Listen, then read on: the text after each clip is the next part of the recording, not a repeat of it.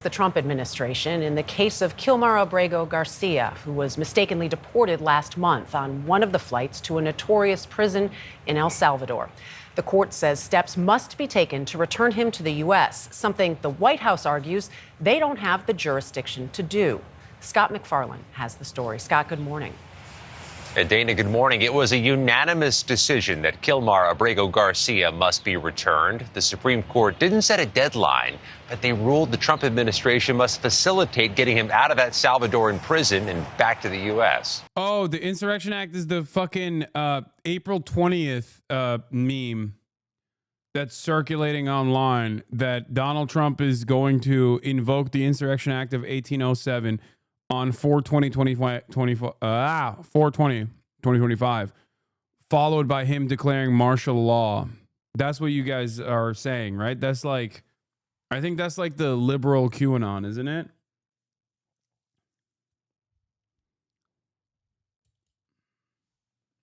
Yeah. Yeah, I mean, he's fucking insane, but...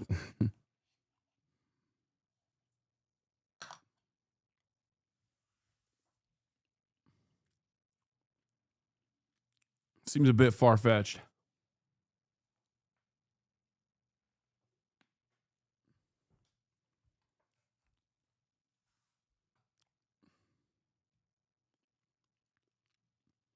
I heard that from someone who trusted TikTok psychics for election advice. It's been nearly a month since Kilmar Abrego Garcia was plucked from a street in Maryland by federal agents, detained, arrested, and flown with more than 200 others to El Salvador. After pleas from his wife that he has no... You never know, dude. Come on, dude. Okay. I have it on good authority from the TikToks that I watched that Donald Trump is actually going to nuke Ohio. He's crazy. He could do it. Do you understand why we can't operate with that kind of thinking? Like, we can't just simply say, like, well, he's crazy. He could do it. Like, I get it. He is crazy. But as far as I understand, it's just like the actual martial law rumor came from fucking Facebook. Or no, text originated from a March 21st article archive reported to be on the publishing platform medium.com. Like, let's look at this. This is Snopes being distributed on Yahoo News. Investigating rumor, Trump will declare martial law on April 20th after invoking Insurrection Act of 1807. You know?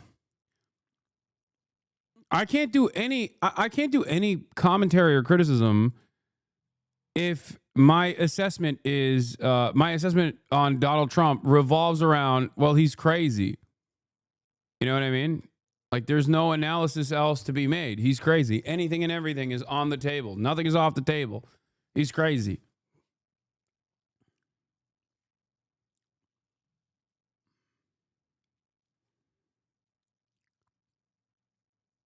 Online users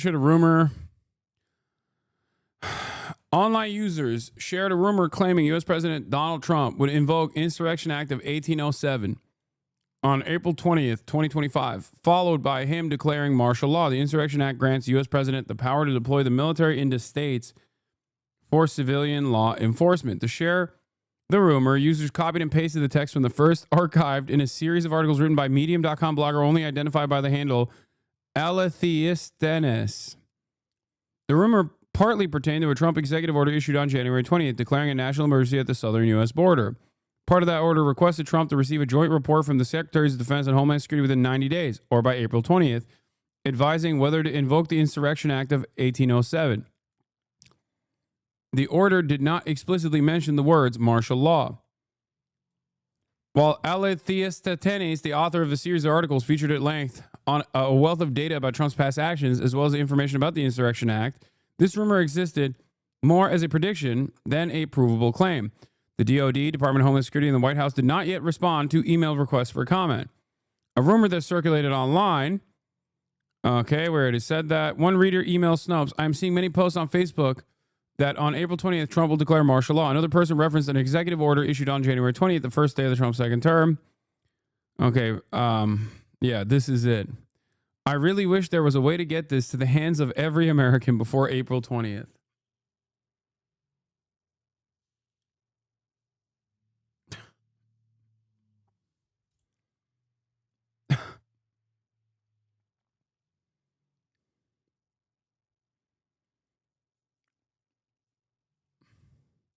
From the Medium. Snopes is a fact checker. They aren't saying it's real. I know Snopes is a fact checker. Let's see what their fact check comes out to. Okay, they didn't even fact check this. Uh-oh. Even Snopes found a fact it can't check.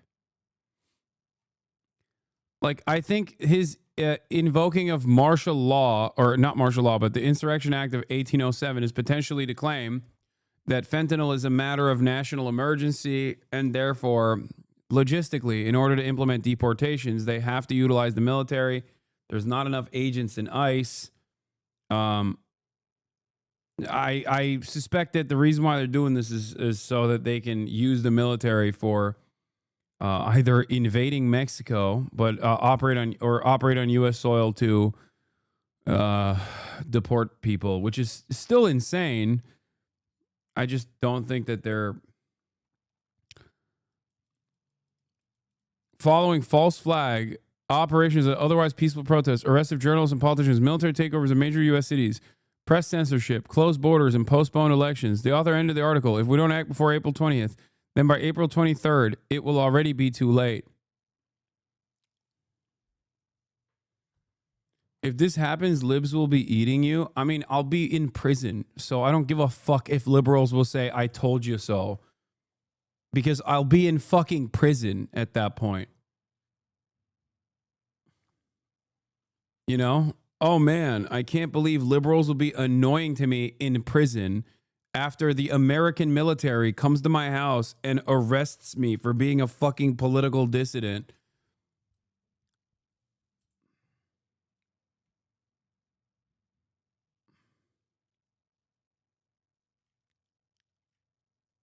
Anyway, I'm hearing from my source that there's WMDs in Tijuana. Yeah. Can I say hi to you if we're in the same camp? No.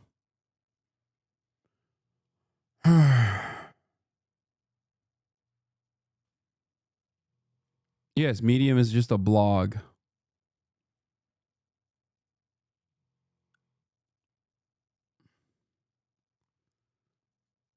Anyway, yeah, he's authorizing the military to occupy and take jurisdiction over public land along the southern border. That's crazy stuff. All right, let's get back to this. Supreme Court says Trump administration must facilitate return of man mistakenly deported. No gang ties. Kilmar, if you can hear me, I'm still fighting for you. And an admission from the Department of Justice that Abrego Garcia was deported by mistake. The error that you are referring to was a clerical error. It was an administrative error. The U.S. Supreme Court has intervened, upholding a lower court order that he be sent back to the U.S. Thursday night, the original judge handling the case, Judge Paula Zinnes of Maryland, ordered the Trump administration to facilitate the return of Abrego Garcia to the U.S. as soon as possible. The order gives the Department of Justice until 9:30 a.m. Friday to detail Abrego Garcia's location and the steps the U.S. has taken to bring him back. The development comes amid scathing criticism of the Trump administration for deporting 200-plus foreign nationals without any due process. The Trump administration looks like more and more of a police state every day, and that's a country that none of us recognize. Also developing overnight, the administration has moved to essentially cancel Social Security numbers for thousands of immigrants here on temporary legal status. The White House said it's a motivation to get them to self-deport, but that is a form of financial death, Adriana. Makes it almost impossible to do business with financial institutions. All right, Scott, thank you. For decades, President Trump is finally doing it. Caroline, real quick, the president of El Salvador is coming to the White House on Monday. Does President Trump want him to bring Kilmar Abrego Garcia with him? The Supreme Court made their ruling last night very clear that it's the administration's responsibility to facilitate the return, not to effectuate the return. I believe the... Yep. Classic. Oh, they're doing it. Talked about this yesterday. There you have it. Oh, well, they're just saying facilitate. So, no, we're not bringing him back right now.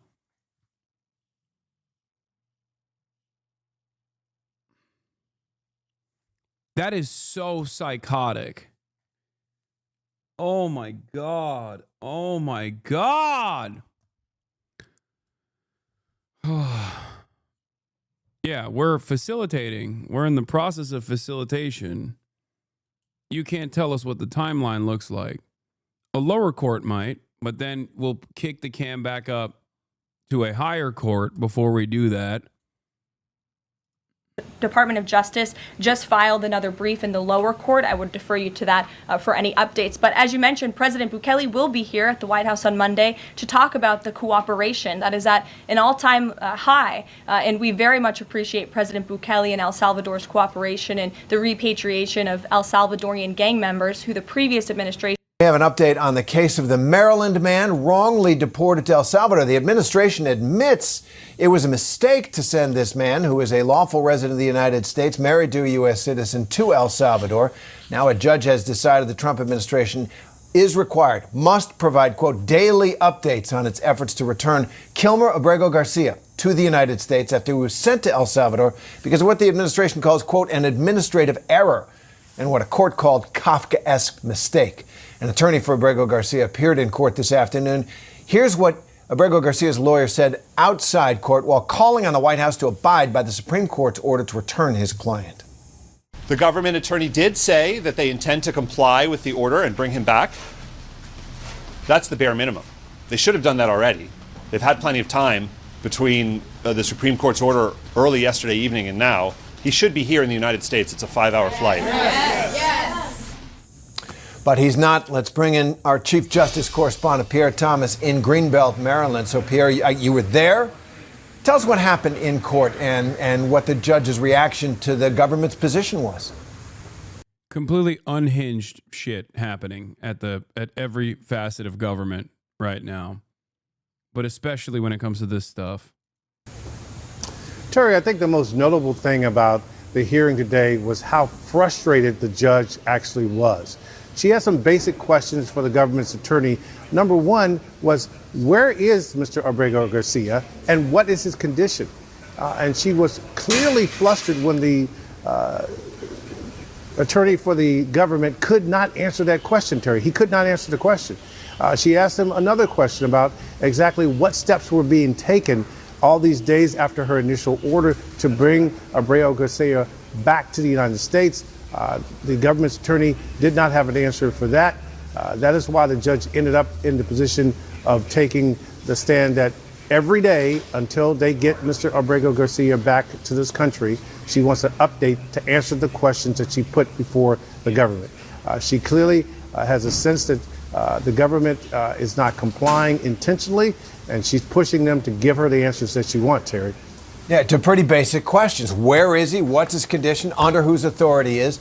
Because, Pierre, that was the Supreme Court said that order is good law. The Supreme Court, all 9 justices, upheld her order saying that this man must be returned to the United States, but the court can't tell the government how to do it. Do you get the sense that the Department of Justice is not openly defying this order, but is at least going to slow walk it and maybe not even do that much to accomplish it and obey it?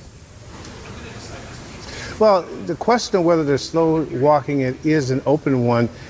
The government's attorney today, Drew Ensign, simply was saying that the government was trying to evaluate the Supreme Court's ruling. It took issue with part of the judge's interpretation of the Supreme Court ruling. The government attorney did say that they intended to comply with the Supreme Court order. But you raised a very critical question, Terry.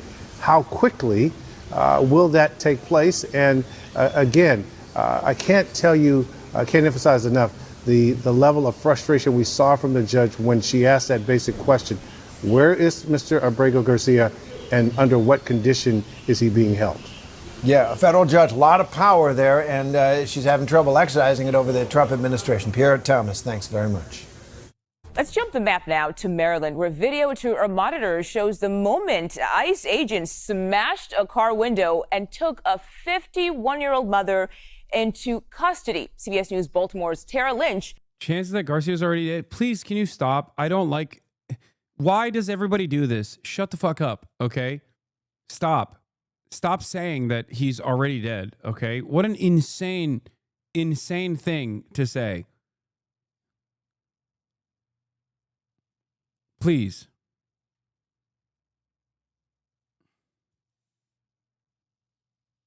God damn, dude. Spoke to the woman. I keep hearing like lib resistance accounts basically fucking post that over and over again without any evidence whatsoever. It's ridiculous. Woman's daughter. No! Oh, mommy! You wouldn't think that you and your mom are going to work and suddenly they're taking your mom for no reason. On March 31st in Westminster, Karen Cruz Barrios says she and her mother, Elsie Barrios, were driving to work when law enforcement pulled up behind them. ICE agents approached the car, asked for IDs, and told Barrios to step out. That's when she asked for a search warrant. Elsie Barrios is currently seeking affirmative asylum after her attorney says she entered the United States in 2017 undocumented. Cruz Barrios says the agents did not give a warrant to her mother, so she refused to get out. That's when they broke the window and unlocked the car. No! Oh, mommy! I would understand. It's wild. Like, this is just totally illegal. I mean, not that any of this shit matters, but this is completely illegal. This is not a thing that you can't do any of this shit. And they're wearing masks. Makes me feel like they know what they're doing is illegal. You know?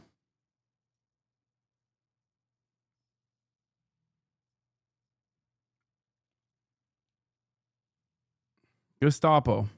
Understand if they had a search warrant or anything for her, then okay, then, you know, you guys can, you know, take her out or give it to her and she can step out. I'm pretty sure it's not illegal. It abso-fucking-lutely is. What are you talking about? That's your private property, your car.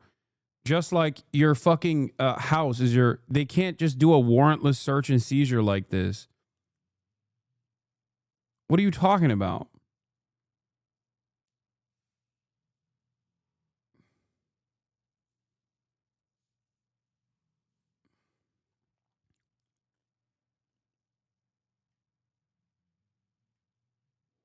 Yeah, those guys are...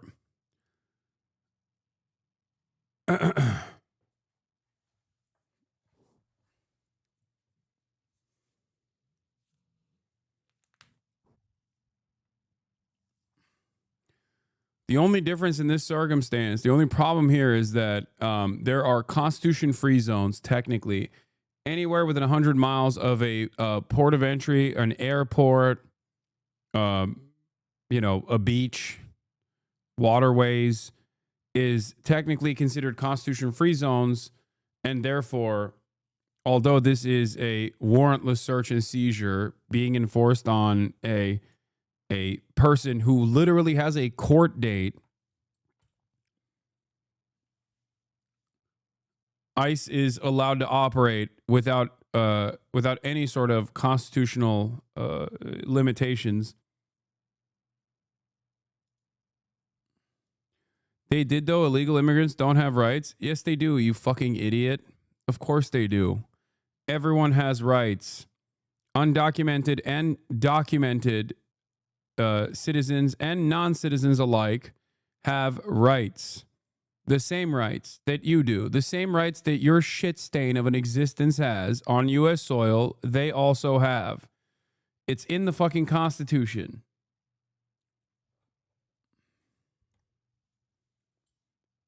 You don't even know what this person's status is either. And they didn't either at that point. They just fucking went in. And they're like, oh, well, brown person, we can just fucking break your car window and nab you. Good thing we don't have any fucking due process anymore. Maybe they'll do that to you too. Grand Goober 444. That was a joke, buddy. Okay, dude. Fucking take a week off.